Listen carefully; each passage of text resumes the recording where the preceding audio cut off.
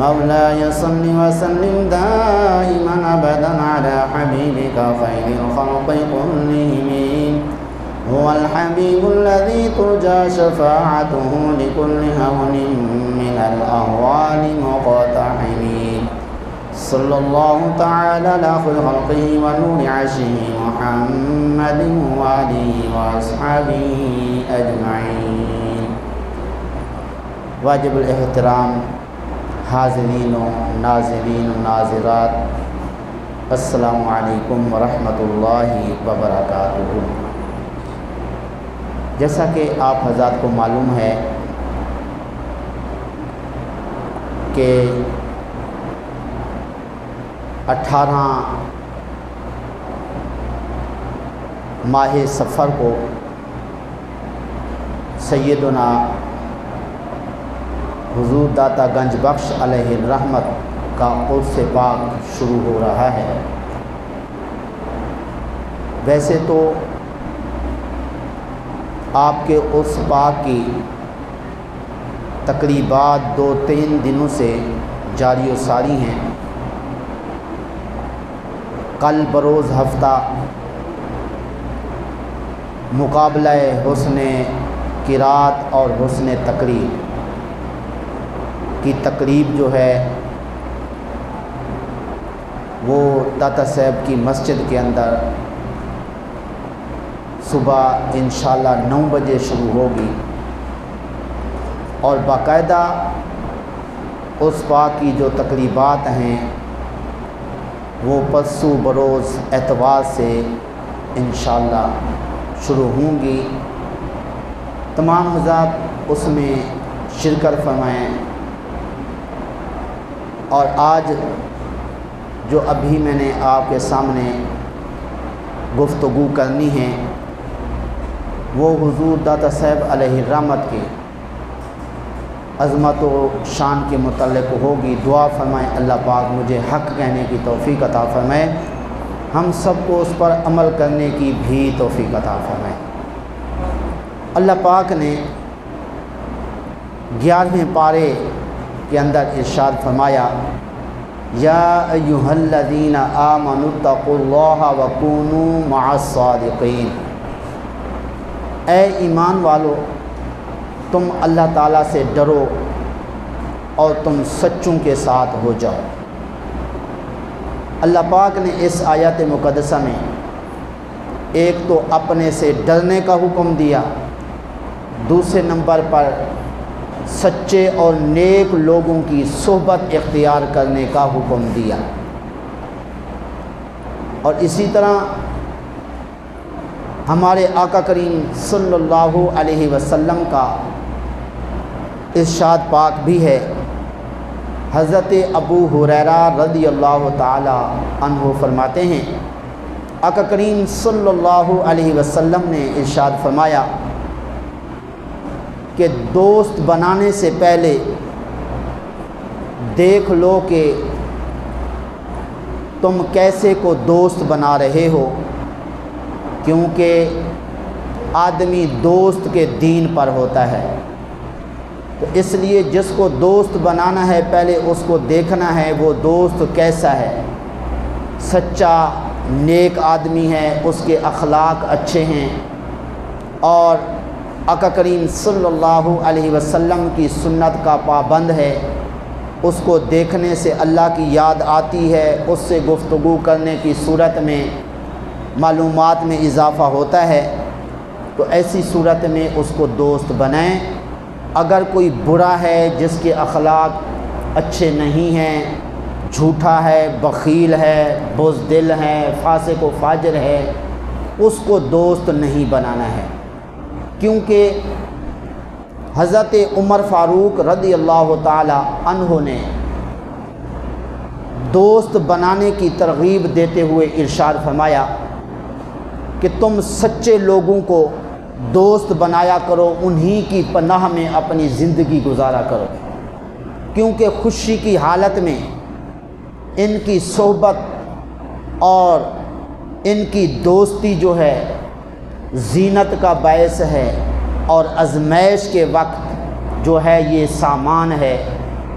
اور حضرت امام جعفر صادق رضی اللہ تعالی عنہ نے سبحان اللہ کیا خوب فرمایا، فرماتے ہیں 5 قسم کے لوگوں کو تم نے دوست نہیں بنانا ہے۔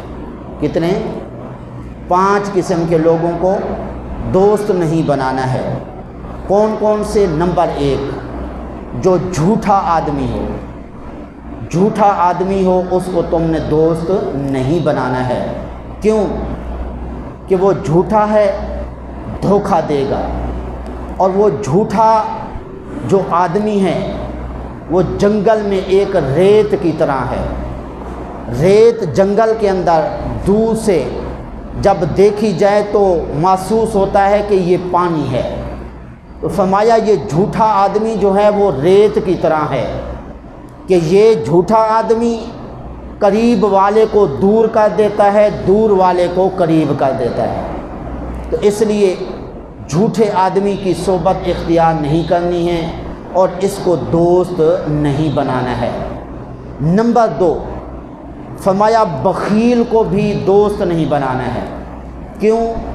اس لیے کہ بخیل جو ہے جب کوئی زیادہ ضرورت پڑے گی یہ دوستی چھوڑ جائے گا، کیونکہ ضرورت کے وقت، مشکل کے وقت جو ہے یہ بخیل آدمی کام نہیں آئے گا۔ تو اس لیے ایسے کو دوست کیوں بنائیں جو ضرورت کے وقت کام بھی نہ آئے۔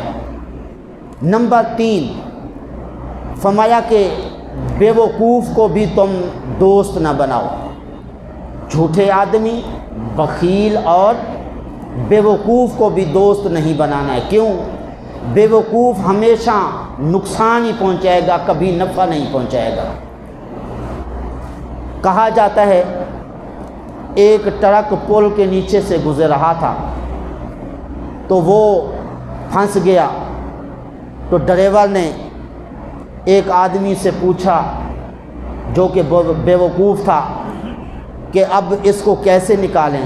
اس نے کہا ٹرک کو تم کاٹ دو، کاٹ کے تم اسے لے جاؤ۔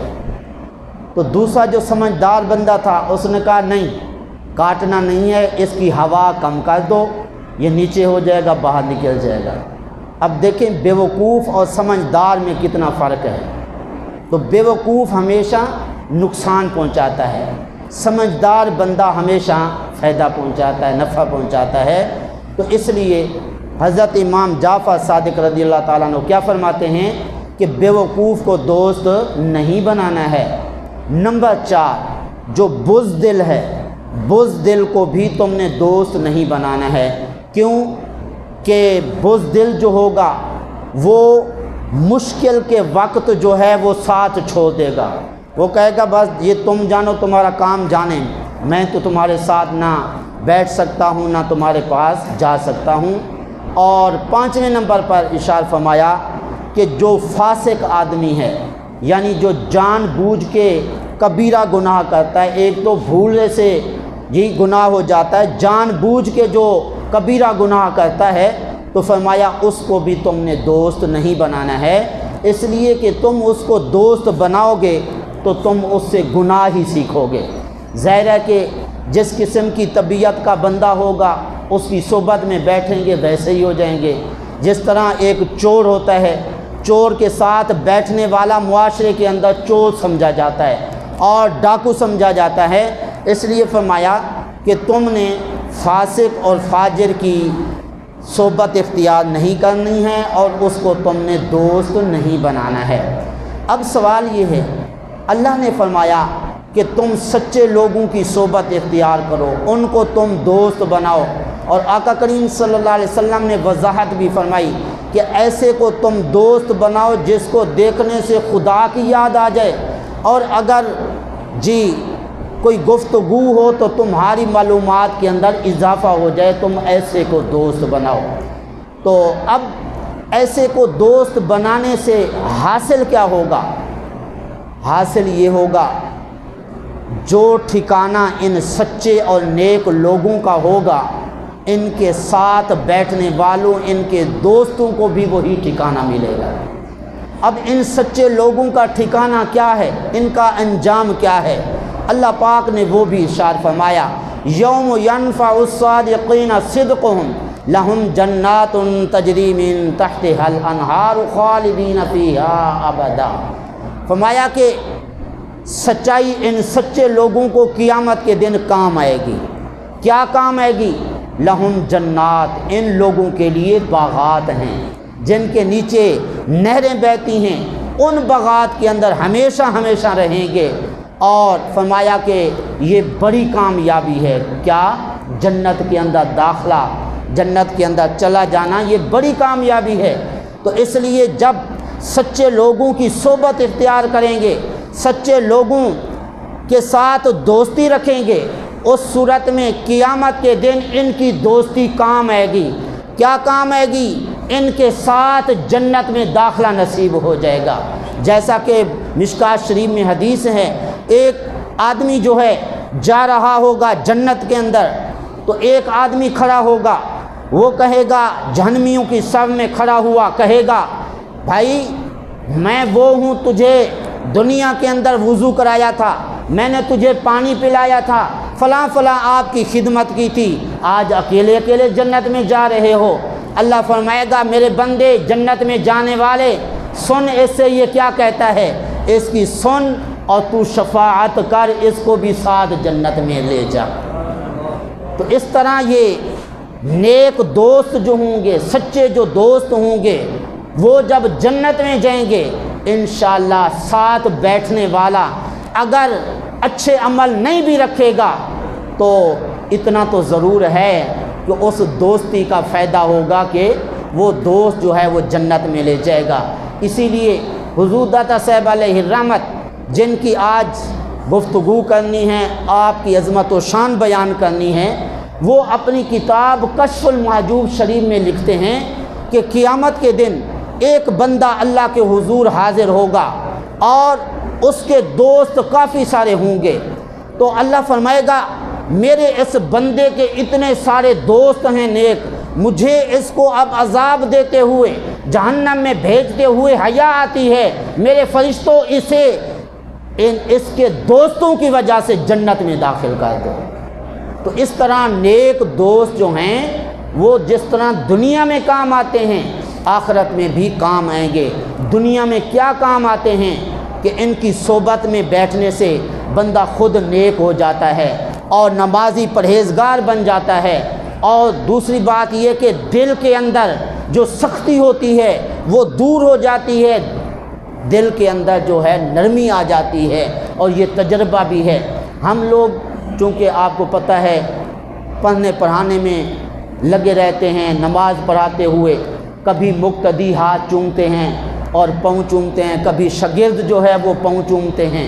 تو جب اپنے اساتذہ کرام کے پاس ہم جاتے ہیں، پیر و مرشد کے پاس جاتے ہیں، ان کی صورتحال دیکھ کے جو دل کے اندر بڑائی ہوتی ہے، جو تکبر آ جاتا ہے کہ ہم تو بڑے مقام پر فائز ہیں، نمازی ہماری عزت کرتے ہیں، شاگرد ہماری عزت کرتے ہیں، تو ان کی بارگاہ میں بیٹھتے ہوئے پھر یہ جو دل کے اندر تکبر اور غرور ہوتا ہے وہ نکل جاتا ہے۔ لہٰذا یہ تجربے سے بات سامنے آئی کہ جب بندہ نمازی ہو اور استاد ہو اور پیر ہو، شیخ ہو، اس کے دل کے اندر قدرتی طور پہ کوئی نہ کوئی بڑائی اور تکبر آ جاتا ہے، لیکن جب وہ اپنے بڑوں کے پاس جاتا ہے تو دل کا غرور اور تکبر ختم ہو جاتا ہے۔ تو اسی لیے اگر عوام میں سے کوئی اپنے پیر و مرشد کے پاس چلا جائے، کسی عالم کے پاس چلا جائے، عالم کے پاس بیٹھتے ہوئے بھی اس کے زندگی کے اندر انقلاب برپا ہوگا۔ کسی شیخ، کسی نیک آدمی اپنے پیر و مرشد کے پاس بیٹھنے والے کو بھی ضرور انشاءاللہ فائدہ ہوگا، انقلاب برپا ہوگا۔ بلکہ یوں سمجھیے ہمارے آقا کریم صلی اللہ علیہ وسلم نے بڑی خوبصورت بات فرمائی۔ آقا کریم صلی اللہ علیہ وسلم فرماتے ہیں جو کسی عالم کی صحبت میں بیٹھ گیا وہ ایسے ہے وہ میری صحبت میں بیٹھا، اور جو میری صحبت میں بیٹھا وہ اللہ تعالیٰ کی پاک بارگاہ میں بیٹھا۔ سبحان اللہ، ذرا غور فرمائیے کہ ان نیک لوگوں کی صحبت میں بیٹھنے کے کتنے فوائد ہیں۔ کہ آقا کریم صلی اللہ علیہ وسلم فرماتے ہیں اہل علم کے پاس بیٹھنے والے کو جی اتنی بڑی سعادت ملتی ہے گویا کہ وہ میری صحبت میں بیٹھا ہوا ہے، جو میری صحبت میں بیٹھے تو وہ اللہ کی بارگاہ میں بیٹھتا ہے۔ تو بہرحال آقا کریم صلی اللہ علیہ وسلم نے یہ بھی ارشاد فرمایا کہ جو اہل علم سے ایک حدیث پاک میرا فرمان ایک سن لیتا ہے اٹھتا نہیں ہے، اس کے گناہ پہلے بخش دیے جاتے ہیں۔ تو یہ ہے نیک لوگوں کی صحبت کا فائدہ۔ اب سوال یہ ہے کہ نیک لوگ جو ہیں صرف ان کی زندگی میں ان کی صحبت میں جا سکتے ہیں یا ان کے اس دنیا سے جانے کے بعد ان کی مزار پہ بھی جا سکتے ہیں؟ ہاں، ان کی زندگی میں بھی جا سکتے ہیں، ان کے وصال کے بعد ان کی مزار پہ جائیں پھر بھی وہی فوائد حاصل ہوتے ہیں۔ جیسا کہ حضور سیدنا داتا صاحب علیہ الرحمت خود جو ہے مزارات پہ تشریف لے جاتے تھے۔ آپ خود فرماتے ہیں میں آقا کریم صلی اللہ علیہ وسلم کے مؤذن حضرت بلال رضی اللہ تعالی عنہ کے مزار پہ حاضر ہوا، وہاں پہ میں کچھ دیر کے لیے لیٹا تو خواب میں نے آقا کریم صلی اللہ علیہ وسلم کی زیارت کی اور حنفیوں کے بہت بڑے امام حضرت امام اعظم علیہ الرحمت کی بھی میں نے زیارت کی۔ وہ کیسے؟ فرماتے ہیں میں نے دیکھا آقا کریم صلی اللہ علیہ وسلم حضرت امام اعظم علیہ الرحمت کو اپنے ہاتھ میں اٹھایا ہوا تھا۔ میں نے عرض کی حضور یہ کون ہے؟ فرمایا یہ لوگوں کا امام ہے حضرت امام ابو حنیفہ رحمۃ اللہ علیہ۔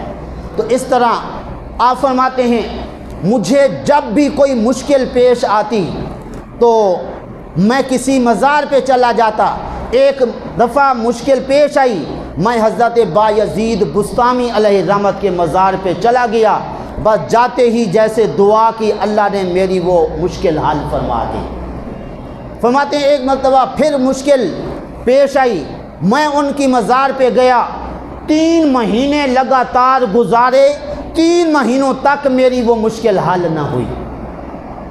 تو اس لیے اگر ایک مرتبہ 2 مرتبہ کوئی جاتا ہے کسی مزار پہ اور اس کی کوئی مشکل حل نہ ہو رہی ہو تو اس کو یہ نہیں سمجھنا چاہیے ادھر سے میری مشکل حل ہونی نہیں ہے، بلکہ اللہ تعالیٰ کی بارگاہ میں دیر آیت درست آیت، اگر دیر سے مشکل حل ہوگی ضرور، کیونکہ جب کوئی اللہ والے کے پاس چلا جاتا ہے وہ خالی ہاتھ واپس نہیں آتا ہے، کچھ نہ کچھ اس کو ضرور فائدہ ہوتا ہے۔ بعض کو تو ایک مشکل ہوتی ہے اور مشکلات آنے والی ہوتی ہیں، لیکن اللہ اپنے اس محبوب بندے کے ذریعے جس کی مزار پہ جاتا ہے آنے والی مشکلات بھی آسان فرما دیتا ہے، جو پہلے ہوتی ہے وہ بھی دور فرما دیتا ہے۔ تو اس لیے کوئی بھی مشکل ہو، اگر کوئی بزرگ حیات ہیں ان کے پاس جائیں، ان سے دعا کروائیں،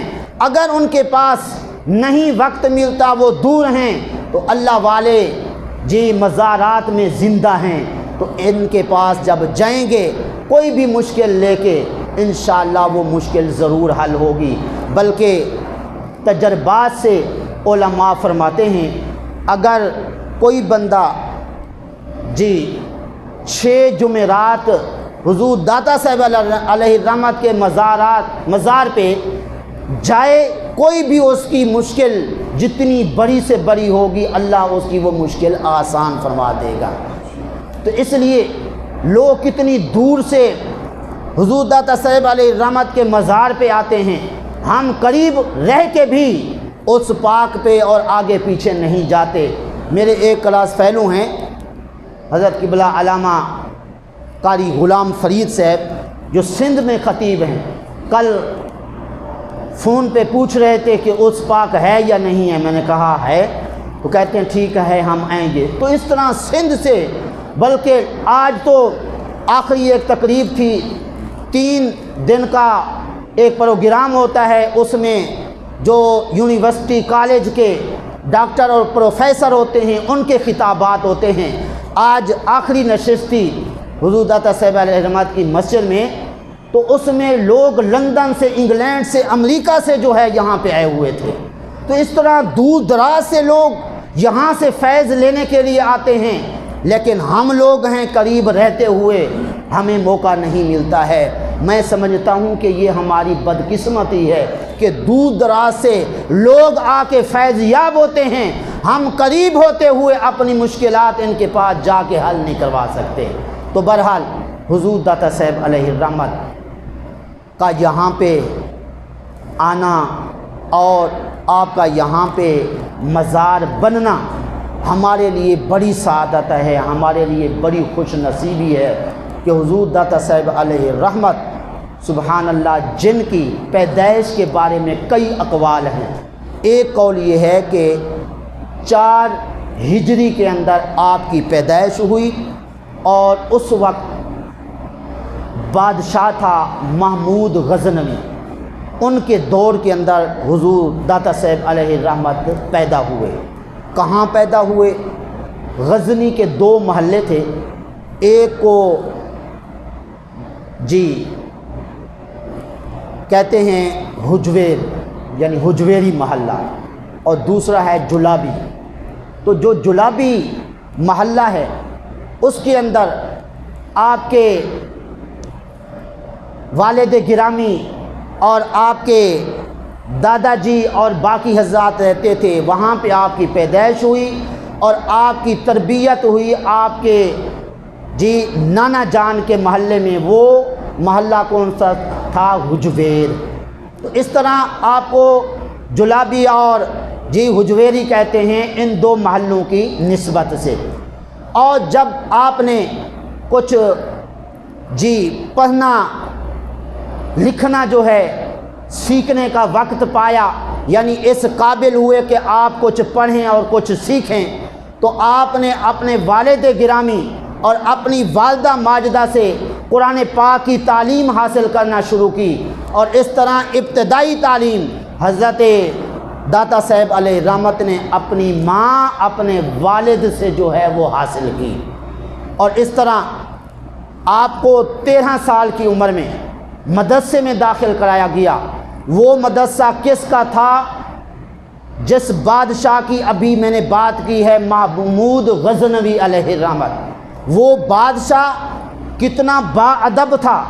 ایک دن کسی کے پاس اس بادشاہ کی دعوت تھی، وہاں پہ جب پہنچے یہ بادشاہ، ایک کمرے میں آپ کو سونے کے لیے کہا گیا، تو اوپر دیکھا قرآن پاک موجود تھا، تو آپ فرمانے لگے یہاں پہ اللہ کا پاک کلام موجود ہو، میں ادھر سو جاؤں تو یہ میرے لیے بے ادبی ہوگی۔ اس طرح وہ کمرہ چھوڑ کے دوسرے کمرے میں جا لیٹے۔ جب انتقال ہوا کسی نے خواب میں دیکھا، پوچھا کیا بیتی؟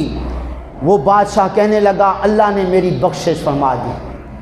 تو اس کا سبب کیا بنا؟ بادشاہ نے کہا ایک دن کسی کے ہاں مہمان بنا تھا، وہاں پہ قرآن پاک موجود تھا، قرآن پاک کے ادب کرنے کی وجہ سے میں اس کمرے میں نہ سویا۔ اللہ نے فرمایا اے محمود آپ نے ہمارے کلام کا ادب کیا ہے، اس لیے اس ادب کی وجہ سے ہم تجھے بخش رہے ہیں۔ اس طرح یہ محمود غزنوی بادشاہ، اس کا تھا مدرسہ۔ آج کل تو بادشاہ سکول کالج یونیورسٹیاں بناتے ہیں، مدرسے بند کرنے کی کوشش میں ہوتے ہیں۔ کیا کہتے ہیں یہاں پہ دہشت گردی سکھائی جاتی ہے، یہاں تو بہت کچھ ہوتا ہے معاذ اللہ، لیکن پہلے جو بادشاہ تھے وہ تو دینی تعلیم دینے کے لیے مدرسے بھی بناتے تھے۔ تو محمود بادشاہ کا مدرسہ تھا، ایک دن اپنے مدرسے کے اندر رونڈ لگانے کے لیے گیا کہ جا کے دیکھیں کہ اس مدرسے میں کیا ہو رہا ہے۔ اس مدرسے میں بادشاہ پہنچا تو اساتذہ کرام طلباء سارے بادشاہ کے استقبال کے لیے کھڑے ہوئے، بادشاہ کے پاس پہنچے۔ ایک بچہ تھا جو 13 سال کا تھا، اس کو پتہ تک بھی نہیں تھا کہ بادشاہ آیا ہے۔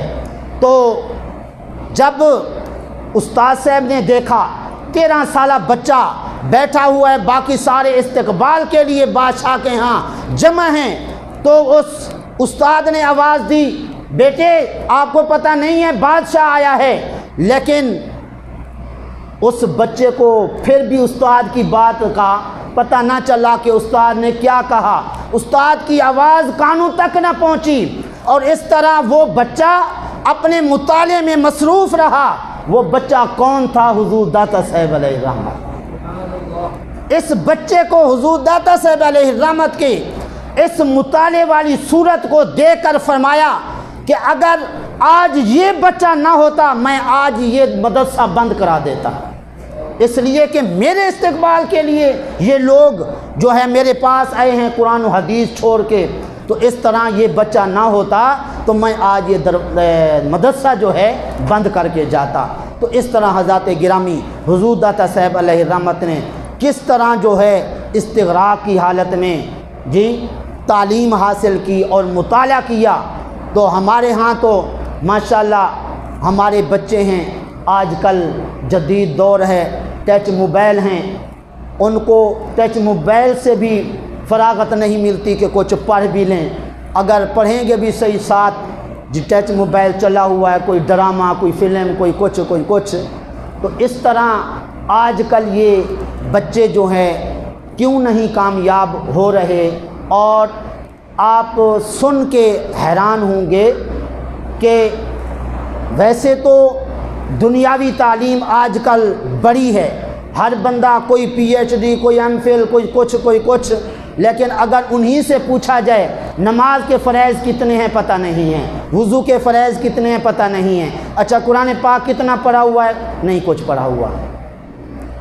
کل ایک بزرگ آئے ہوئے تھے، ریٹائر ہو چکے ہیں، وہ بورڈ آفس کے اندر کہہ رہے تھے میں رہا اپنی ڈیوٹی کی اور اس طرح اب ریٹائر ہو گیا۔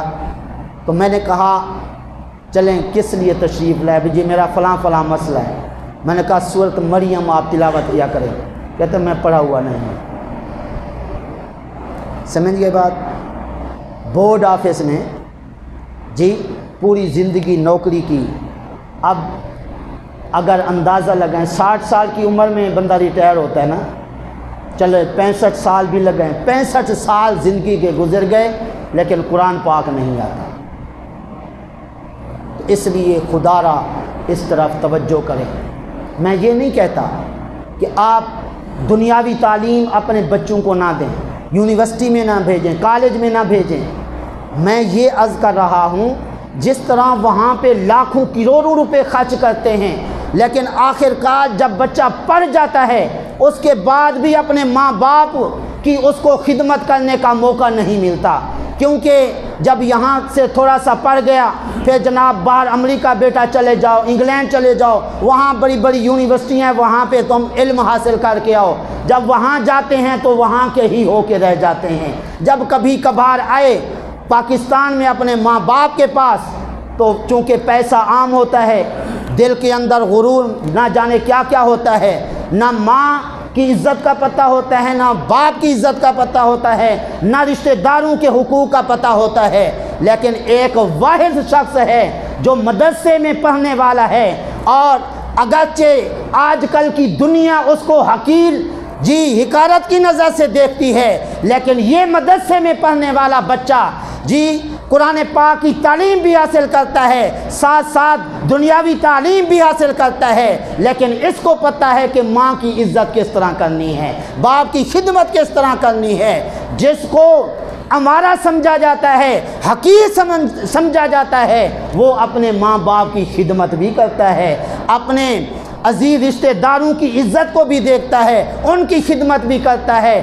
محلے داروں کو بھی عزت کی نگاہ سے دیکھتا ہے۔ تو اس طرح حضور داتا صاحب علیہ الرحمت نے شروع ہی سے تعلیم حاصل کرنے کے اندر کوشش فرمائی، اور آپ کو بہت شوق اور لگن تھا، تو اس کا اندازہ ابھی آپ اس بات سے لگا سکتے ہیں کہ 13 سال کی عمر ہے، بادشاہ موجود ہے، ان کو پتہ بھی نہیں ہے کہ بادشاہ آیا ہے، اور یہ بچے جو ہے اس کے استقبال کے لیے کھڑے ہیں، اساتذہ کرام اس کے استقبال کے لیے جمع ہیں۔ تو حضرات گرامی اس طرح ہمیں بھی ذوق شوق سے علم حاصل کرنا چاہیے، اور بزرگوں کے پاس ان کی زندگی میں ان کے وصال کے بعد مزارات پہ جانا چاہیے کہ ان کی صحبت میں بیٹھنے سے، ان کے مزارات پہ جانے کی وجہ سے زندگی کے اندر انقلاب برپا ہوتا ہے، اور یہ چونکہ بزرگ سخی بھی ہوتے ہیں، نمازی پرہیزگار بھی ہوتے ہیں، ان کے اعمال کو دیکھ کے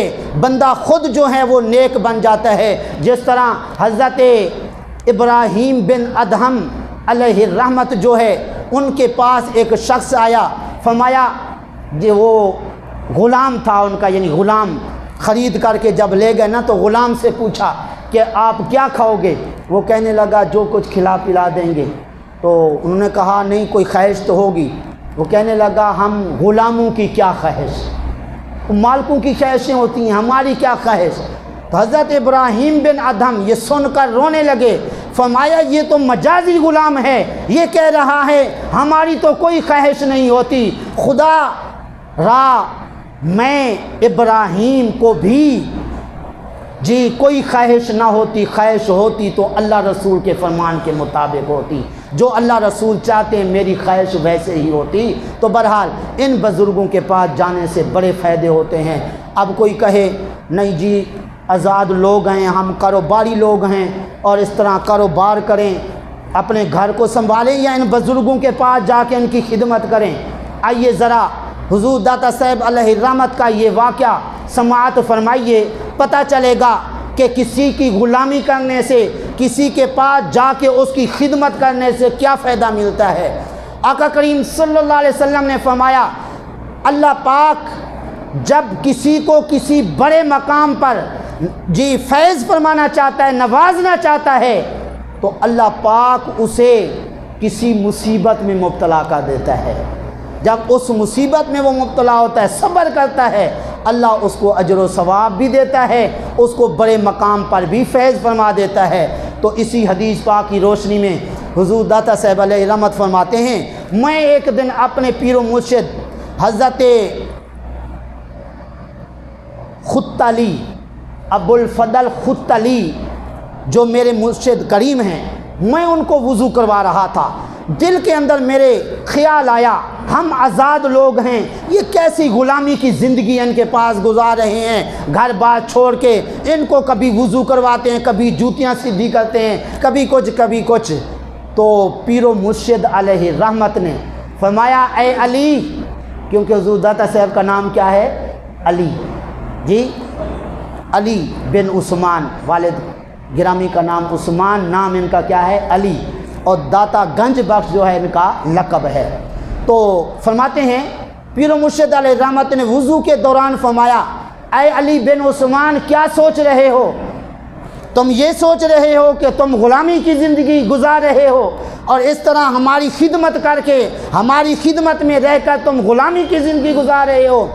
بیٹے ذرا توجہ سے سنو، جب اللہ پاک کسی کو بڑے مقام پر نوازنا چاہتا ہے، وہ اللہ اپنے محبوب بندے کی خدمت میں اسے لگا دیتا ہے۔ جب وہ جی شخص اللہ کے محبوب بندوں کی خدمت کرتا ہے اور ان کی جوتیاں سیدھی کرتا ہے اور ان کو وضو کرواتا ہے، طرح طرح کی خدمات سر انجام دیتا ہے، اللہ اس کو بڑے مقام سے نواز دیتا ہے۔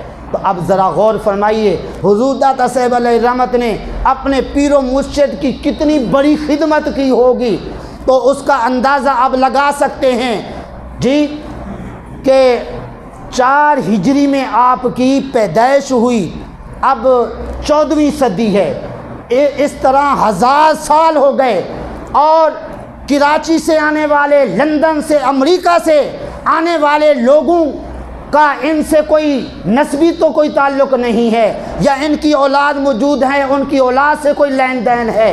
اگر اتنے لوگ آتے ہیں اس عقیدہ سے کہ حضور داتا صاحب جب ان کے پاس کوئی جائے تو کوئی نہ کوئی جی مشکل ہو تو وہ حل بھی ہو جاتی ہے، فیضیاب بھی کرتے ہیں، تو اس طرح دور دراز سے جو لوگ آتے ہیں وہ ان لوگوں کا یہاں پہ آنا، یہاں پہ دینگے بانٹنا، لنگر بانٹنا، یہ سب کچھ بتاتا ہے حضور داتا صاحب علیہ رحمت خود بھی لنگر بانٹتے تھے، قرآن پاک کی تلاوت بھی کرتے تھے، آقا کریم صلی اللہ علیہ وسلم کی سنت کے پابند بھی تھے۔ تو اس لیے آج بھی اگر ان کے مزار پہ کوئی بندہ جائے، اللہ کا فضل ہو جاتا ہے، اللہ کا کرم ہو جاتا ہے۔ جی میں یہ فخر سے نہیں کہتا، نہ غرور تکبر ہے، کوئی شاید یہ سمجھے کہ شاید جناب وہ اپنا مقام بتانا چاہتا ہے، ایسی کوئی بات نہیں ہے۔ میں صرف ترغیب کے لیے یہ بات آخر میں عرض کر رہا ہوں۔ یہ جب میں ادھر لاہور میں آیا، تقریباً مجھے 16 سال ہو گئے ادھر۔ ابھی پہلا سال تھا، جامعہ حجویریہ میں پڑھاتا تھا، اب بھی اللہ کے فضل و کرم سے پڑھاتا ہوں۔ تو پہلا سال تھا تو نظر کے اندر کوئی مسئلہ ہو گیا، تو نظر آتا تھا لیکن بالکل بندے کی شکل و صورت پوری نظر نہیں آتی تھی، اور کتاب کھولتا تو لفظ نظر نہیں آتے تھے۔ 3 دن گزر گئے، ڈاکٹروں سے رابطہ کیا، کسی نے کہا جی اینک لگے گی، اینک لگائی، پھر بھی کچھ جی نظر نہیں آتا تھا۔ تو ایک دن پھر میں گیا حضور داتا صاحب علیہ رحمت کی بارگاہ میں نے عرض کی حضور آپ کے نانا جان کے پاس آقا کریم صلی اللہ علیہ وسلم کی بارگاہ میں ایک نبینہ آیا تھا، وہ تو کچھ اس کو دکھائی بھی نہیں دیتا تھا۔ اس نے حضور کی بارگاہ میں عرض کی تھی میری بینائی نہیں ہے، تو حضور نے کرم بخشی فرمائی، اللہ تعالیٰ سے بینائی دلوا دی۔ تو میں بھی آپ کی بارگاہ میں آیا ہوں، آپ کا مدرسہ ہے، اس میں پڑھاتا ہوں، اگر میری یہی صورت رہی تو میں پھر ادھر پڑھوں گا کیسے؟ یقین مانیے دربار شریف سے نیچے جو ٹوٹیاں ہیں نا، وہاں پہ جب پہنچا میری آدھی نظر ٹھیک ہو گئی، مدرسے میں پہنچتے پہنچتے بالکل ٹھیک ہو گئی۔ یہ ان کی زندہ کرامت، ٹھیک ہے۔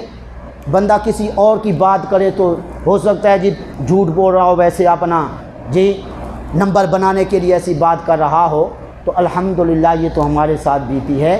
تو اس لیے یہ جو اللہ والے ہیں، جو ان کے پاس چلا جاتا ہے خالی واپس نہیں آتا، لیکن مانگنے کا طریقہ آتا ہو، اخلاص ہو اور پختہ یقین ہو کہ ان لوگوں کے پاس جو آتا ہے تو اس کو خالی نہیں بھیجتے۔ تو بہرحال میں عرض کر رہا تھا، اللہ تعالیٰ نے فرمایا کونوا مع الصادقین، تم سچے لوگوں کے ساتھ ہو جاؤ۔ تو سچے لوگوں میں سے حضور داتا صاحب بھی ہیں، اس لیے ان کی بارگاہ میں جانا چاہیے وقتاً فوقتاً۔ بلکہ کچھ حضرات لاہور کے جو بڑے بڑے تاجر ہیں، ان کو دیکھا گیا ہے کہ پہلے جا کے وہ اپنی چابیاں حضور داتا صاحب کی چوکھٹ پہ رکھتے ہیں، پھر اٹھا کے آتے ہیں اپنی دکان کھولتے ہیں۔ یہ بھی تو عقیدت ہی ہے نا۔ تو ہم یہ نہیں کہتے کہ حضور داتا صاحب خود نوازتے ہیں، اللہ تعالیٰ کے دیے ہوئے میں سے دیتے ہیں۔ ہمارا عقیدہ بھی یہی ہونا چاہیے، اللہ نے ان کو بخشا ہے اور یہ آگے اللہ تعالیٰ کے دیے ہوئے میں سے دیتے ہیں۔ تو بہرحال حضور داتا صاحب علیہ رحمت کا عرس پاک پرسوں سے انشاءاللہ شروع ہو جائے گا۔ کل مقابلہ حسن قرات اور تقریر ہوگی، تو اس میں بھی اگر ٹائم ملے تو آپ اس میں بھی شرکت فرمائیں، نور قرآن سے اپنے دلوں کو منور فرمائیں، اپنے بچوں کو ساتھ لے جائیں، تاکہ اس قرات کے مقابلے میں شریک ہو کر جب قرات سنیں گے، تقریریں سنیں گے، تو ہمارے بچوں کے دلوں کے اندر بھی جذبہ پیدا ہوگا کہ ہمیں بھی مقرر بننا چاہیے، ہمیں بھی قاری بننا چاہیے۔ تو جو قاری بن گیا، کوئی مقرر، کوئی عالم بن گیا، تو وہ 10 آدمیوں کو قیامت کے دن بخشوا کے جنت میں لے جائے گا، ٹھیک ہے، گھر والوں میں سے۔ باقی دوسرے لوگوں کو تو پھر آقا کریم صلی اللہ علیہ وسلم نے فرمایا جو عالم ہوگا وہ پل صراط پاس سے جب گزرے گا، اللہ فرمائے گا ٹھہر جا، جتنے تیرے عقیدت مند پیچھے آ رہے ہیں نا، پہلے ان کو بھیجی جا، تو بعد میں جنت میں جا۔ اس لیے کوشش کریں، اللہ تعالیٰ کی پاک بارگاہ میں دعا ہے جو کچھ کہا صحیح عمل کی توفیق عطا فرمائے۔